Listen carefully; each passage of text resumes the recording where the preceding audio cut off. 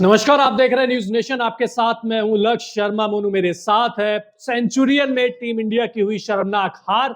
अब क्या Cape Town में भी कटेगी नाक? इसके ऊपर सवालिया निशान है, क्योंकि टीम सामने है साउथ अफ्रीका, जो अपने घरेलू जमीन पे खेल रही है, फॉर्म में है, गेंदबाजी दुरुस्त है। वहीं दूसरी तरफ टीम इंडिया के ना तो बल्लेबाज चल रहे हैं और ना ही गेंदबाज चल रहे हैं। बल्लेबाजों में अगर विराट कोहली और केएल राहुल रन बनाते हैं केवल, तो गेंदबाजी में केवल बुमराह का असर दिखता है। बाकी के सारे खिलाड़ी कहते हैं ना, सिर्फ एक फॉर्मेलिटी करने के लिए आते हैं।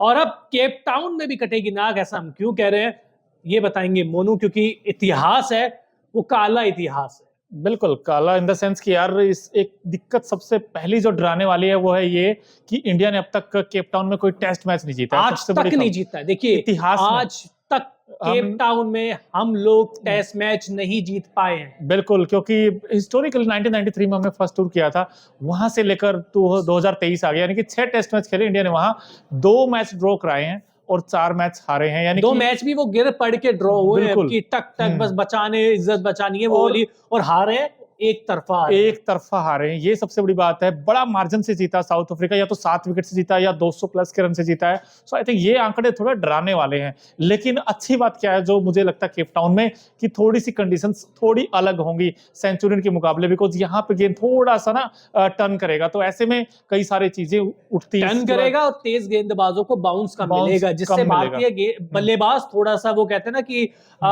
आश्वस्त हो सकते हैं कि ठीक है, यहाँ पे हम बल्लेबाजी ठीक ठाक कर लेंगे।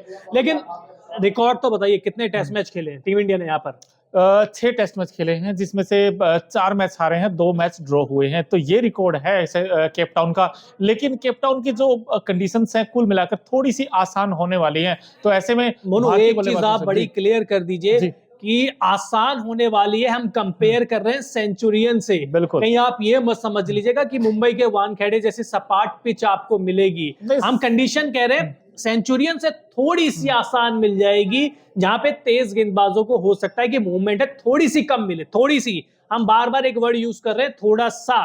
तो आप अंदाजा लगा लीजिए कि ज्यादा कंडीशन नहीं बदलेगी। आप सोचेंगे कि रबाडा बेअसर साबित होंगे, आप सोच रहे हैं कि कोच से बेअसर साबित हो रहे हैं, तो आपकी गलत फहमी है। हाँ, यहां से हो सकता है कि अगर प्रसिद्ध कृष्णा और शार्दुल ठाकुर खेले तो दोबारा से बेअसर साबित हो जाए, क्योंकि ना स्पीड है और ना ही फॉर्म है, ना रिदम है, और साउथ अफ्रीका में गेंदबाजी करने का अनुभव भी तो नहीं है। नहीं, एक चीज तो है, मुझे पता नहीं आपको है या नहीं, लेकिन मुझे इतनी एक्सपेक्टेशन तो है इस टीम से कि वैसा खेल तो नहीं करेगा जो सेंचुरी में। ना आपने बैट से अच्छा किया, ना आपने बॉल से अच्छा किया। बैट से तो फिर भी ठीक ठाक किया था पहली पारी में। पहली पारी में वो स्ट्रगल कर रहे थे, 245 बना था। इस खासकर सेंचुरी कंडीशन में ठीक ठाक स्कोर था, मतलब अप टू द मार्क नहीं था, बट 245 अच्छा टोटल था। लेकिन सेकंड इनिंग में तो हाल बेहाल था। अगर आप 76 विराट के हटा देंगे तो 121 पर ऑल आउट हो गया था इंडिया, यानी कि कुछ था ही नहीं।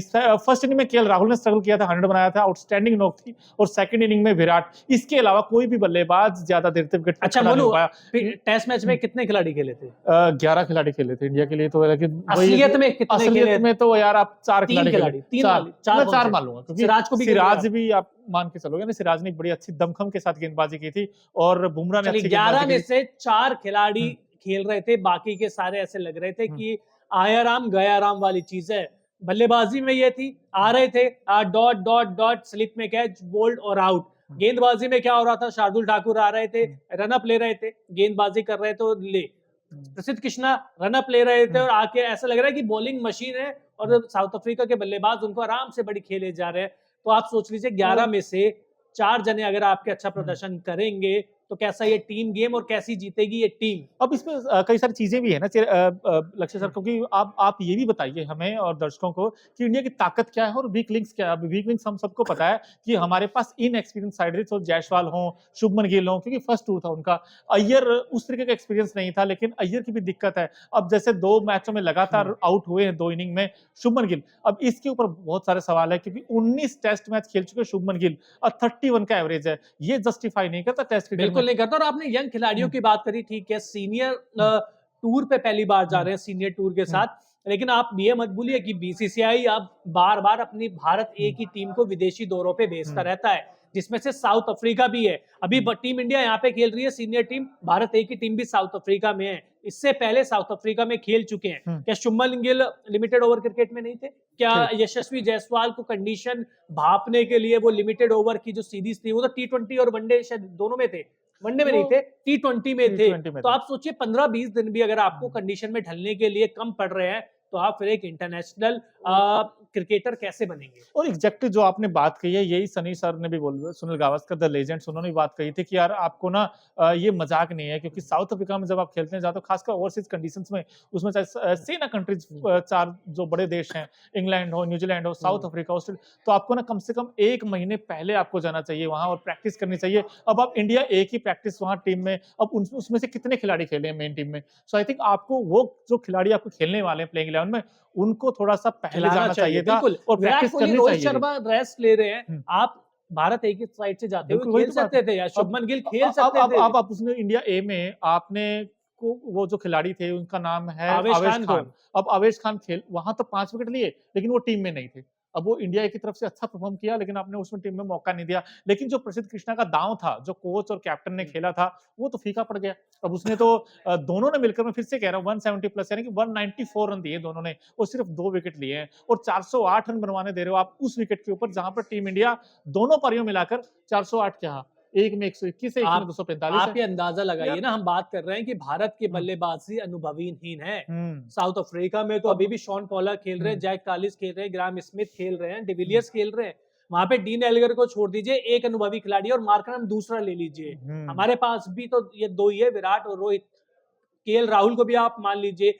तो यार जो टक्कर है वो तो तगड़ी है ना, बराबर की है। साउथ अफ्रीका के भी जब सीरीज शुरू हो रही थी, हम ही लोग बात कर रहे थे कि ये साउथ अफ्रीका में सीरीज जीतने का बेस्ट मौका है, क्योंकि हमारी गेंदबाजी दमदार है, साउथ अफ्रीका की बल्लेबाजी वीक है। पहले टेस्ट की पहली इनिंग में बता दिया उन्होंने कितनी वीक है। बिल्कुल ऐसा भी नहीं था कि यार इंडिया बहुत कमजोर है, क्योंकि इंडिया की जो 2 चीजें हैं सबसे बड़ी, जो एक इस पूरे मैच में फैक्टर रही, एक तो डीन एल्गर की वो पारी, उसने पूरी तरीके से इंडिया को बैकफुट पर धकेला। नंबर 2 चीज ये थी कि इंडिया के पास ना तीसरा गेंदबाज नहीं था। ये सबसे बड़ा वीक लिंक ये है इंडिया के पास, क्योंकि सिराज और बुमराह ने बहुत अच्छी गेंदबाजी की थी, विकेट्स निकाले थे, उनको प्रेशर में डाला था, लेकिन दूसरे एंड से वो सपोर्ट मिला बहुत जरूरी था। शामी की कमी बिल्कुल एग्जैक्टली खेली है इंडिया को, लेकिन अब ठीक है, केप टाउन में आएंगे तो थोड़ा टर्न मिलेगा। तो ऐसे में मैं आपसे पूछना चाहता हूँ कि यार क्या अश्विन की जगह जाडेजा को खेलना चाहिए? थोड़ा सा अर्ली हो जाएगा यार अभी, क्योंकि अश्विन ने ज्यादा कुछ किया नहीं है इस टेस्ट मैच में भी, और अगर अब अभी विदेशी हाल ही के दौरों में देखें तो अश्विन से पहले जडेजा को खिलाया जाता रहा है।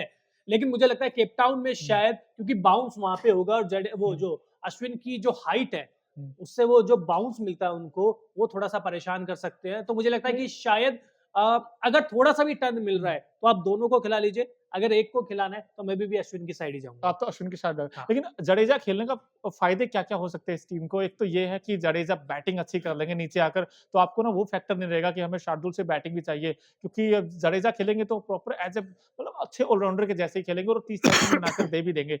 अब दूसरी चीज ये है कि जडेजा की वो इन कंडीशंस में विकेट ले लेते हैं, मुझे ऐसा लगता है, क्योंकि उस तरीके से बेअसर तो साबित नहीं होंगे जैसे कि आपके शार्दुल ठाकुर और प्रसिद्ध कृष्णा हुए थे। अब उसके बाद जो दूसरा एक चेंज हो सकता है, मुझे ऐसा लगता है कि कहीं न कहीं आवेश खान या नहीं, मुझे नहीं लगता है। या तो होगा, आएंगे तो मुकेश कुमार आएंगे, आवेश खान को इतनी जल्दी, वही है ना, प्रसिद्ध कृष्णा को आप कितनी जल्दी ले आए, मतलब उनको थोड़ा सा अनुभव तो लेने दीजिए। इंडिया एक ही साइड से आप खिला लेते, उनको थोड़ा सा पता चल जाता। हमारे साथ दिक्कत क्या है, T20 में अच्छी गेंदबाजी करी, आ जाओ टेस्ट में हम भूल जाते हैं कि दोनों की गेंद ही अलग होती है, सफेद गेंद और लाल गेंद। अब मुकेश कुमार को लाल गेंद का एक्सपर्ट माना जाता है, वो ड्रेसिंग रूम में बैठे थे।